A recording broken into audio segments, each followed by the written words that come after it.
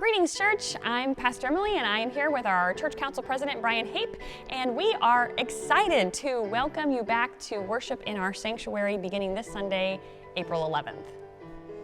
So there are some protocols we will need to follow to make sure we continue to do our part to keep one another safe and prevent community spread as we wait for all adults in our community to complete their vaccinations.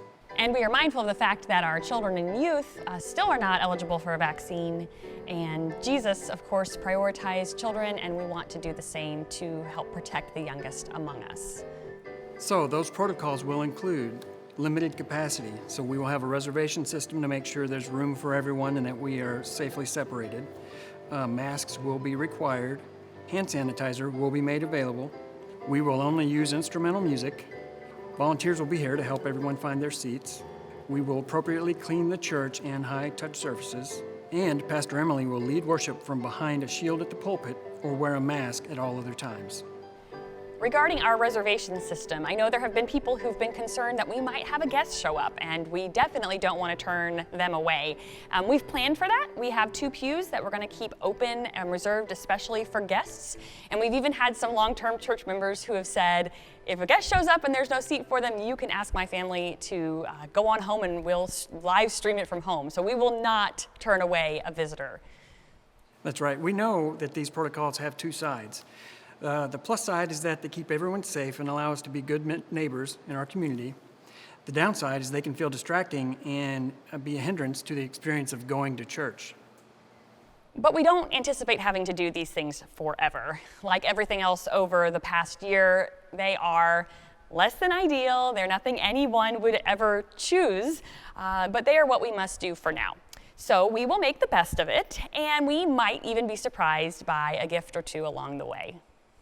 We appreciate your patience as we enter this next phase. The Church Council will continue to review guidance from the Indiana-Kentucky Conference, as well as the CDC and state and local officials as we make decisions for our church family.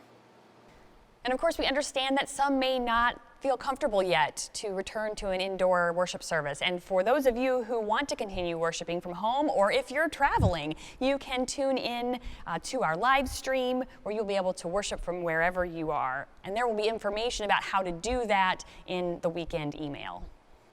So we look forward to seeing you soon. Now we're going to turn it over to Troy, who will show you how to use our reservation system. Greetings, church family. I'm going to take a few moments to show you how to register for a seat in in-person worship. It's real straightforward, and in a few minutes, I'll have you up and ready to go. Now, if you've used Sign Up Genius before, you can probably just skip through this tutorial. In your weekly email, you'll see a link for registration. You'll want to click that. That will take you to our Sign Up Genius page. You don't have to create an account to register, but if you want to, that's totally okay. At the top of the page, you'll see instructions for how to register. The left-hand column is a list of all the seats. The right-hand column will show you whether the seat is reserved or available. If it's reserved, you'll see a name in the box. If it's available, you will see a box that says Sign Up.